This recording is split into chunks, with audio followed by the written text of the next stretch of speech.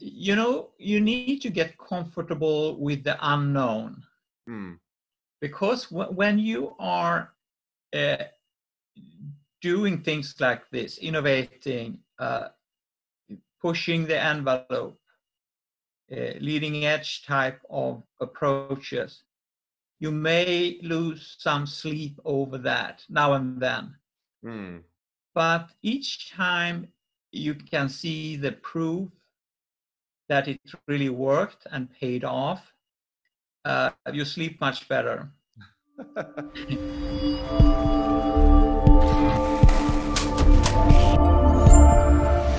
Hey everybody, this is Devin Miller here with another episode of The Inventive Journey. For those of you that are new to the podcast or first-time watchers or listeners, I'm Devin Miller, your host. I am the founder of Miller IP Law, where we're patent and trademark attorneys that help startups and small businesses to protect and grow their business.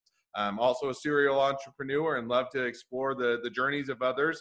So today we have a great guest on that's going to tell a little bit about his journey. He is Ulif.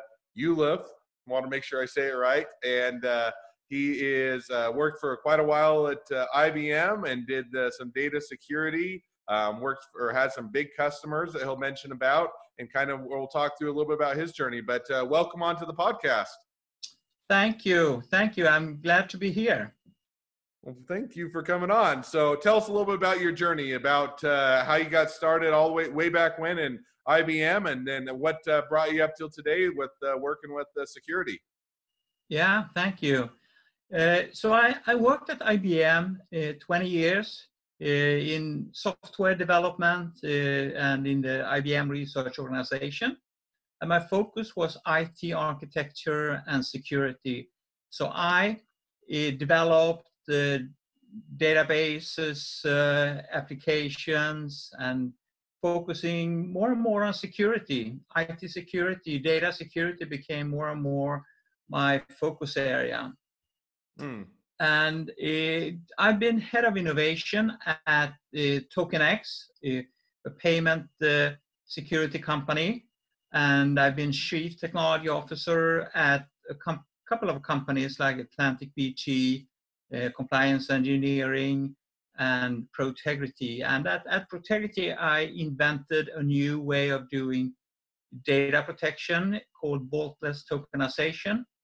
And I was very excited about taking that innovative step into securing payment information and all kind of different PII identifiable information. So I've been in research, as I mentioned, and I currently have 73 issued US patents. And they are in the area of encryption, threat protection, data usage control, intrusion prevention, and so. And during my time at these companies, I worked with IBM, Microsoft, HP, Oracle, RSA, and other companies. So I left the big company IBM to a startup, Protegrity, where we had joint integration projects at IBM, Microsoft, HP, and Oracle. So IBM became a reseller, put our security product on the IBM price list. Microsoft became a close partner. So my team had an office on the Microsoft campus outside Seattle. And we developed an e-commerce security product for Microsoft. And Microsoft distributed our software on the Microsoft software distribution. So I'll pause you right there for just a second. So you jumped over a bit of I'm sure an interesting point, which is, hey, you were at IBM. I think you mentioned for 19 or 20 years, worked with them for quite a while. And, and especially back in the heyday, and IBM's still a huge company and does a lot, but 19, 20 years, a bit ago, they were a big company. They were, well-known, name recognized, had a lot of, stability and brand power and everything else. And then you decided to, jump over and do more of a startup on data security, and IBM became one of your customers in that. but how did you decide, okay, I'm at IBM, I've been there for a while, 19, 20 years is a good chunk of time at a given company. How did you decide that now we're going to strike out on our own or do a startup or go over to data security and leave what would be IBM and what people, some people would think would be, a dream job or a great company? Okay.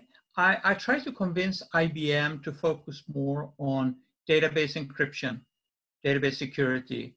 Hmm. And it was too early. I think that innovation was ahead of its time. So I decided to leave IBM because I always follow my passion. I get a vision, an idea, and I just want to pursue it. So IBM, it was too early for IBM, so I left to a startup, and I talked to Oracle at that time, and Oracle said, this is interesting, and we have one of the two major soda beverage manufacturers, and they need encryption of the Oracle database. And that was something Oracle couldn't do. So Oracle told this company to contact me and our startup company, and we developed our first product. Hmm. And that was used by the beverage company to secure a lot of sensitive data, IP data, HR data. And shortly thereafter, Microsoft came to me and said, well, you did this for Oracle. Could you do it for Microsoft? Hmm. And we started an integration with Microsoft, very tight integration, deep integration with Microsoft.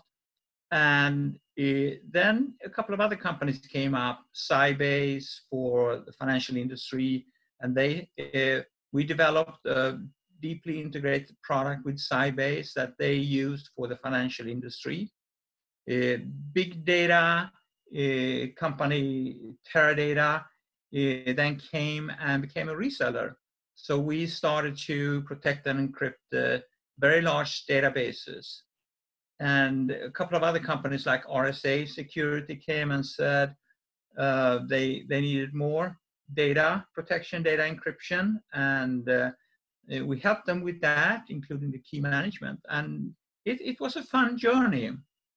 So there's a whole bunch of great names that you dropped there as far as first customers or clients you brought on. I think you mentioned before you had, Pepsi and Coke and Microsoft and Visa and American Express and Goldman Sachs. And so, everybody, basically everybody's heard of those companies. So how was it that, how did you go about if you're starting your business, you're doing your startup in data security? You get all these big companies, were they approaching you? Were you going out with them? Was it just such a need in the market that they're knocking down your door? Kind of how did you go about landing some of those big, what would be big companies or big accounts as a startup? Okay, that was interesting. We did not approach these companies, Visa, MasterCard, Goldman Sachs, American Express, and more.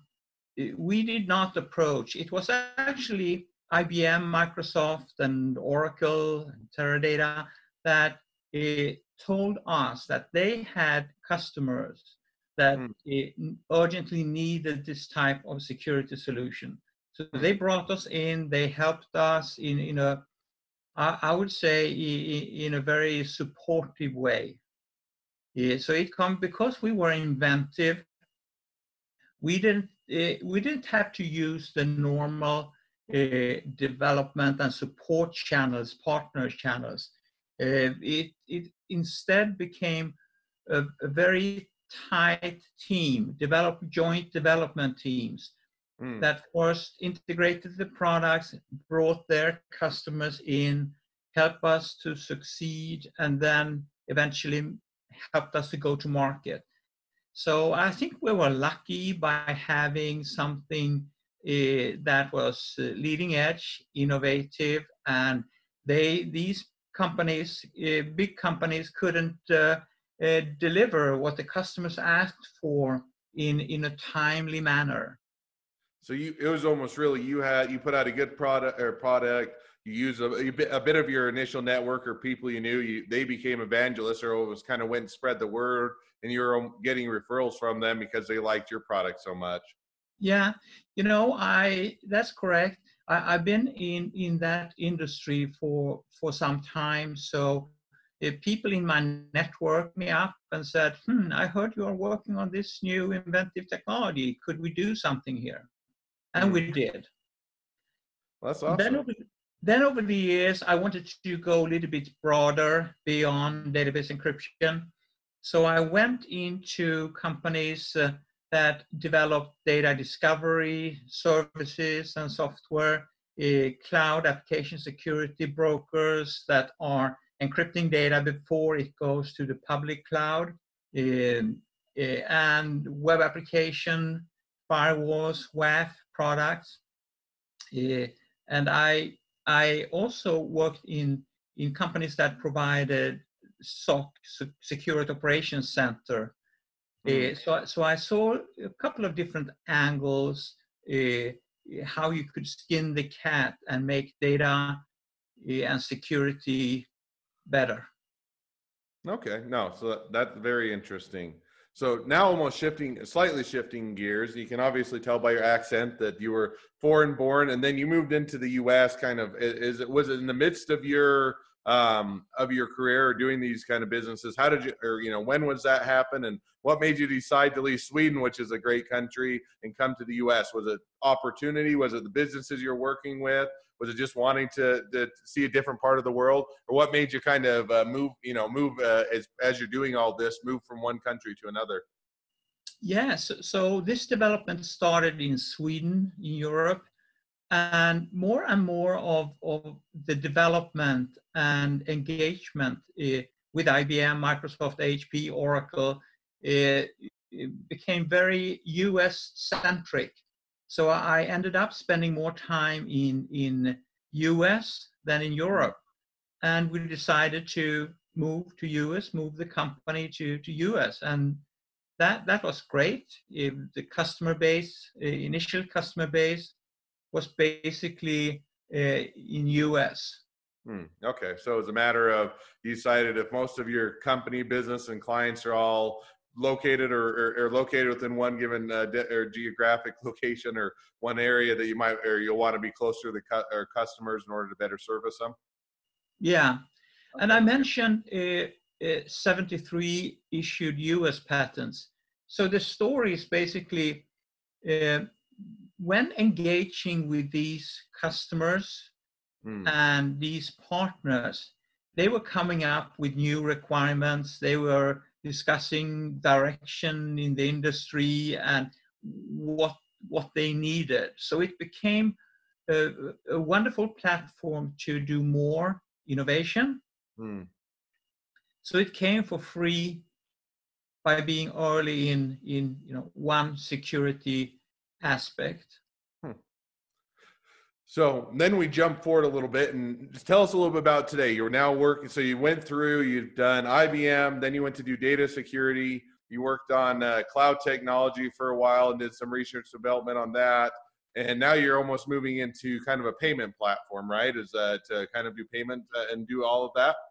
Yeah, I am helping different companies, advising them in the areas of payment applications, for example, startups in that area that are innovating payment systems. I'm advising organizations on solutions for data privacy and security, and in particular in the mix of environments where they need to consider on-premises combined with hybrid cloud solutions and the mobile environment. So you're doing that, doing it as a kind of a consulting. You're helping people to better protect our money and our transactions, which is always a positive. So how did you kind of make these, and they're all kind of within the data security and technology realm. Excuse me. Bless you. So you do all of that. So how did you decide kind of when you got to when you decided to make the jump between each of them. So you go from IBM, you go to data security, you go to cloud technology. Now you're working in consulting and that and doing with payment platforms. And I get that there's kind of a common thread, but how did you decide, okay, I'm kind of done, or I'm wrapping up with this next one, I'm ready for my next adventure, my next journey, or my next opportunity? What kind of triggered that each time? I think I was triggered by my network. So people that I work with or used to work with in the industry, they had a dialogue with me about what is the next frontier, what do we need, and what are the problems that are not solved. So, for example, currently I'm working on innovation in an area that is helping secure sharing of data, secure exchange of data in a highly distributed environment, a highly cloud focused and mobile focused environment. I cannot talk much about the details, but it's basically taking the next step in securing data, being compliant, but making data usable when you share that with partners, when you share it internally, when you address threats from criminals and different type of attacks. And that's very exciting. No, I can see that. That's a pretty exciting place to be and to work in and to be working on developing. So then as we're kind of looking at that, and you've jumped through, you've done all those projects, which one's been your favorite? Or if you were to just have unlimited funds, unlimited ability to go and do whatever project you had, money and time weren't any issues, what would you jump into either next, or what would you continue to do? I view as the cornerstones are based on data, the applications that are using that data, and the user that is accessing that data. So those are the constants and the core of what I view as security and privacy issues. And data, application, and user is then applied to different environments, mobile, cloud, and hybrid environments.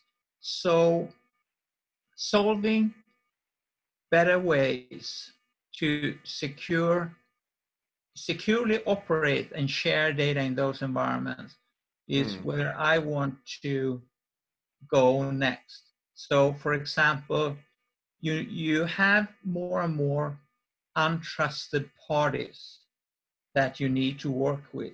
They need to do computing for you. They need to you need to share information with them, and you still need to run a business. So whatever you do need to be highly transparent to the business processes.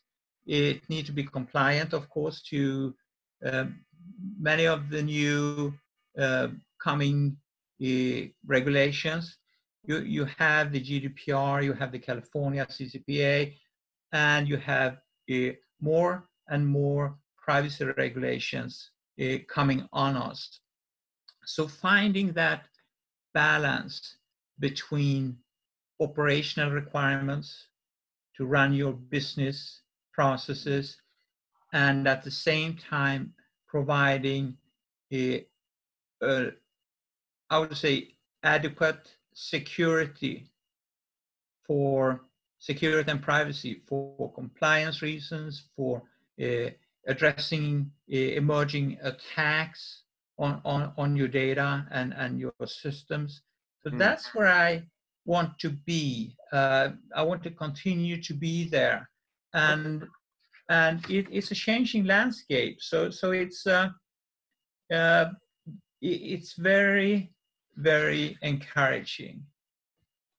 All be right. in Well, that space. I don't think that data security is going anywhere anytime soon, or payment platforms or cloud technology. So you're certainly positioned well in a lot of those areas, because there's certainly continue to be growing areas. Well, hey, we are reaching quite towards the end of the episode, and I always have two questions I always want to make sure that we hit on. And so I'll go ahead and ask those now. So the first question I always ask is, so what is the worst business decision you ever made?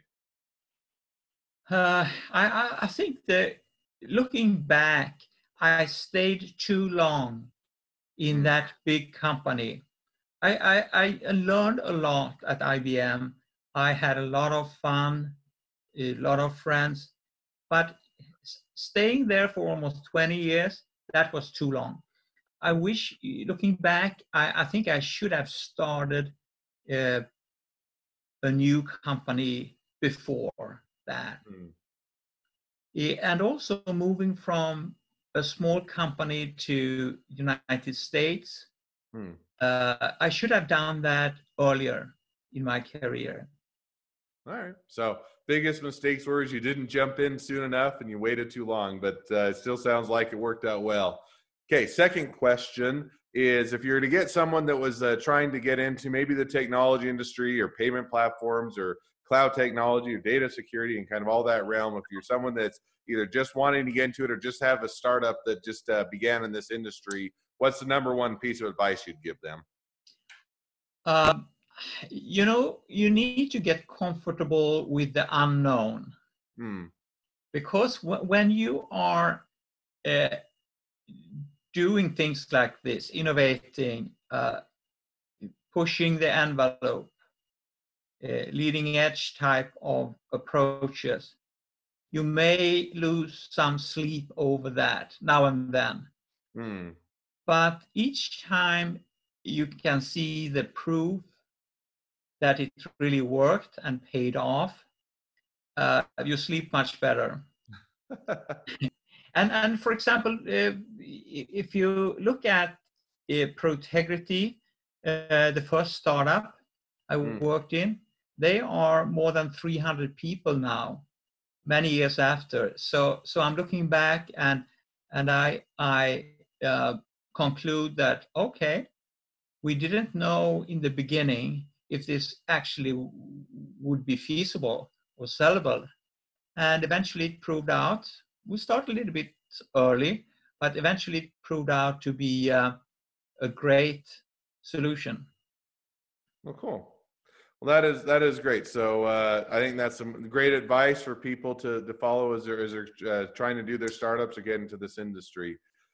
Well, thank you for coming on to the podcast. It's been fun to hear your journey, and it always never enough time and always more journey than want to talk about. But it's always fun to hear how people get going, and it was fun to hear how you started with a big company and weaved your way through a few different businesses and made the transition and moving to a different country and all of that. So thank you again for coming on. Thank you, Devin. It was a pleasure to have this conversation with you, and stay safe now. I will certainly do so. So thank you. So, and then for all those, all the listeners, for if you enjoyed this journey and you have a journey of yourself, of your own to tell, feel free to go on to inventivejourney.com and apply to be a guest on the podcast. And for those of you that are looking or starting a startup or small business and wanting to protect and grow it, certainly feel to reach out. At Miller IP Law, we want to make sure to help you protect and grow your business with patents and trademarks. So always let us know, and we're happy to help you along your journey. So thank you again for coming on, and it's been a pleasure. And we hope your journey continues to go well. Thank you very much, and most importantly, stay safe now in these times. All right, certainly will.